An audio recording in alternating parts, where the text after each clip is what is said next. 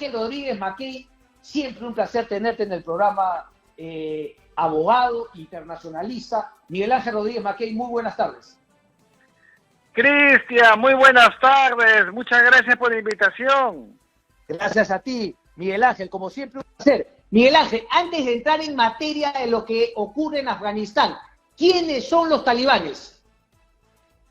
Es una muy buena pregunta y los talibanes, algunos usan la palabra más en plural que en singular, constituyen, son uno de los grupos que tiene un origen rural en Afganistán, que más han estado dominados por estos movimientos como el Wahhabi, que existía en el origen de los islámicos más recalcitrantes, y que es un movimiento que ha venido forjándose y formando un nivel de resistencia a todo lo exógeno que ha habido siempre en Afganistán.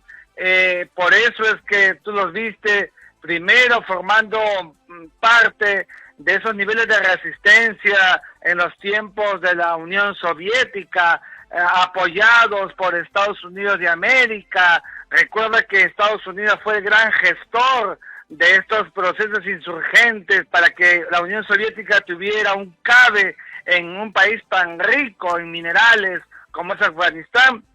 Luego se produce, como sabes, la gran liberación, los soviéticos se retiran y los afganos ven en esta porción siempre de las montañas, de las zonas rurales, que han tenido y tienen una visión muy dura sobre las reglas del Islam, a las que han capitalizado como extremas de conducta, donde hay una misoginia muy grande, donde hay una animadversión a las mujeres, a la xenofobia, es decir, valores recalcitrantes, que no sé si serán valores, y que han sabido tomar las armas para formar los denominados grupos mujahidines que había en la época inicial de los años 80, y son recalcitrantes, son grupos insurgentes que cogen las armas, Cristian,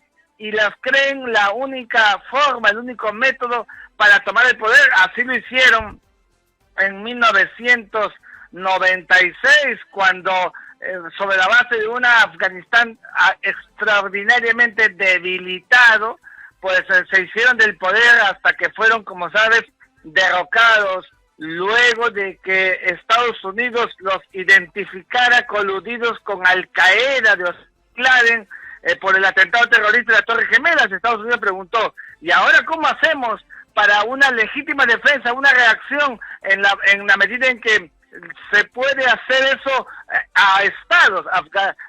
Al-Qaeda no era un estado, entonces vieron que estaba asociado a Afganistán, cruzaron el Atlántico, derrocaron al régimen talibán, y después de 10 años encontraron a Osama Bin Laden en el país vecino, que es Pakistán, y dijeron, bueno, seguiremos un tiempo más.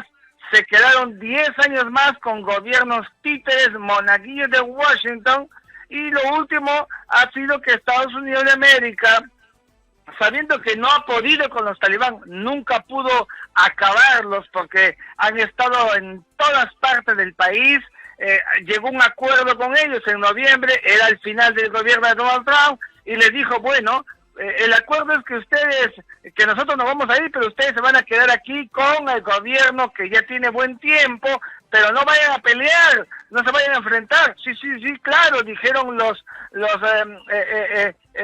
talibanes, y como sabes, Estados Unidos emprendió la retirada, entró el presidente Joe Biden y dijo, no mayo, como había dicho Donald Trump, sino septiembre, para salir con bombos y platillos a los 20 años de lo que había pasado en las Torres Gemelas. Le salió el tiro por la culata porque los hemos visto que entraron en un tiempo no previsto, y claro, esto se ha alborotado todo, y creo que para acabar con esta parte es un error de Estados Unidos, que teniendo una cuota importante, no era trascendente como en el pasado, pero que mantenía un statu quo. El solo hecho de retirarlas ha excitado a los grupos talibanes periféricos y han ido acumulando sus espacios hasta que ya los has visto sentados en el Palacio Presidencial. Tal cual. Pero ahora, Miguel Ángel, siempre se habla de este concepto del nation building, ¿no? De la construcción de nación, de Estado. Entonces, en esos 20 años a Estados Unidos no le interesó, solamente quería, digamos, a títeres en el gobierno de Afganistán. Nunca fue consciente de que, claro, eventualmente ellos iban a tener que salir de ahí y que podía pasar lo que hemos visto, ha ocurrido con la vuelta de los talibanes, si es que efectivamente no se fortalecía Afganistán en sus instituciones, etcétera. Mira, Cristian, a mí me encanta cuando haces preguntas de fondo. Estados Unidos de América casi nunca, muy poco le ha interesado forjar estados modernos, donde ha entrado, donde ha ingresado. Lo que ha buscado siempre es mantenimiento de un statu quo, mantener las cosas como están o buscar sus recursos. No ha invertido, no recreó, por ejemplo, sinergias para que en 20 años el sentido de democracia o el sentido de alternancia del poder se vuelva una regla. No hizo nada para que los espacios periféricos, donde sabía que habían talibanes, pues Estados Unidos se hubiera coadyuvado para generar crecimiento, desarrollo. Mira, han pasado 20 años y los afganos, que son 40 millones casi, tienen casi el 15% de la población no trabaja. Y eso significa que hay lo que se llama, no voy a decir pues un estado fallido, para que no digamos que todos son estados fallidos, pero es un país extraordinariamente fracturado, donde la religión ha transversalizado a la vida, y entonces las reglas las ponen evidentemente quienes tienen el control del aparato coactivo, fuerza y coercitivo, que es la amenaza. Estados Unidos, que ha buscado en un país importante, lo mismo que los soviéticos, minerales, gas, zinc, plata, cobre, pero evidentemente en todo este tiempo se han dado cuenta que permanecer allí le pasaba la factura a los gobiernos de turno, en tanto que los muertos eran achacados a los demócratas o republicanos, y han decidido retirarse. Creo, insisto, un error. Debió mantener allí una suerte de guardia permanente, mínima, con la cual se hubieran contenido a los talibán. Ya viste cómo los terroristas no saben negociar. Cuidado, sí. No saben negociar, mienten siempre, y ahí lo vemos en el mundo entero, cómo es lo que acaba de pasar. Mira, los aviones, la gente estirándose por la borda, los tiraban desesperados por querer subir. Es la desesperación de las reglas duras. Perdón, Miguel Ángel, te interrumpa. ¿Qué crees que va a pasar ahora con Afganistán? ¿Cuánto tiempo crees que se pueda mantener en el poder los talibanes? Y mi pregunta es, ¿por qué los talibanes alcanzan el poder? ¿Es únicamente porque tienen el monopolio de la fuerza, o en todo caso tienen la mayor fuerza, la mayor capacidad de fuego al interior de Afganistán, o es que acaso cuentan con un respaldo mayoritario en Afganistán? Porque, claro, me parece que hay un grupo radical que lo sigue, pero hay mucha gente atemorizada de lo que los que tienen el control absoluto de Afganistán. ¿Por qué ellos tienen el control? Durarán el tiempo que Estados Unidos lo decida. Es decir, si Estados Unidos ha tomado como política de Estado retirarse, los talibanes van a estar todo el tiempo que puedan, porque como muy bien dices, los talibán son el grupo más amenazante, más temido, no tienen apoyo del pueblo, porque si lo tuvieran hubieran victores por las calles. No, la gente huye por la frontera de Irán. Hoy veía en la mañana un video de Al Jazeera, la gente huye, no tienen apoyo del pueblo. Los terroristas nunca tienen apoyo del pueblo, tenemos que decirlo siempre. Y entonces, claro, ellos intimidan, y la intimidación de uno con una pistola evidentemente puede hacer y doblegar a 100, hay que decirlo también.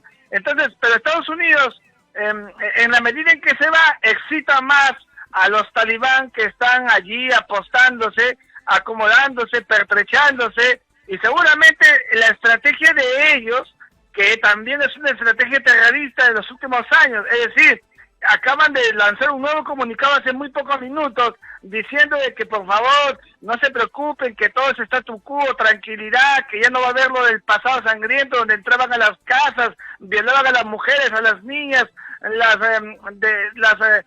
erosionaban, defloraban, todas esas cosas que habían por actos de violaciones de derechos humanos. El país que más tiene violaciones de derechos humanos en esa parte del Asia, llaman a la calma, pero bien sabemos que antes de entrar en Kabul, en las últimas horas, ya en las ciudades donde han estado ingresando, pues han estado haciendo actos violentos. Sí. Entonces comprenderás que es la regla, intimidan, sí, y es una pena porque 20 años para retirarse de esa manera, a mi juicio, es un golpe muy duro y es el fracaso de la política exterior de Estados Unidos.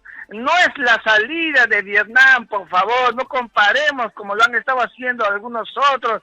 Ahí es distinto. Fueron 20 años de un Estados Unidos que se mete en Vietnam por el tema ideológico, acuérdate, en plena Guerra Fría, y sí, que ya Nixon había decidido su retiro. Era otra cosa, devolviéndole a Estados Unidos los orates, minusválidos, los rambos de los 80 que ya vimos en las calles, etcétera. No, aquí es distinto, aquí hay otros intereses, tanto hay otros intereses como que ahora ya viste cómo los chinos inmediatamente han salido a decir, aquí estamos para coadyuvar, aquí estamos para ayudarte, pero la verdad, eso también debería, porque como tú y yo coincidimos, creo, se le puede criticar mucho a lo de los negocios, pero eso de China también es de un cinismo, o sea, y finalmente no le interesa poco lo que vayan a hacer con los ciudadanos que no están alineados con los talibanes. Eso no le importa a China. Correcto, no le importa porque China en estos momentos que está en una etapa de subida internacional en alza, tenemos que reconocerlo, están en crecimiento, expansión, etcétera, encuentran en Afganistán otro escenario, primero para el equilibrio para Estados Unidos.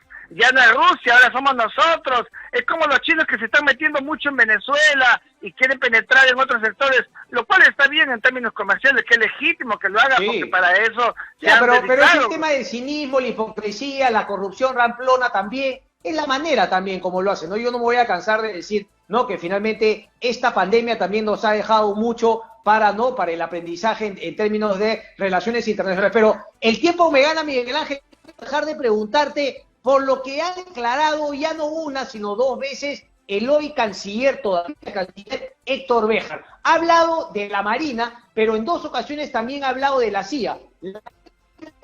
Pero lo que yo quería preguntar era, apelando a tu conocimiento, ¿ha habido alguna teoría de grupos de izquierda respecto de la CIA? O sea, ¿de dónde saca esta Héctor Béjar para saltarla así tan alegremente? O sea, en algún momento hubo una teoría, o sea, se conoce de casos de la CIA, pero más bien armando a guerrillas de derecha que luchaban contra guerrillas de izquierda. ¿De dónde ha sacado esta locura? ¿O el señor ya no está en su sano juicio?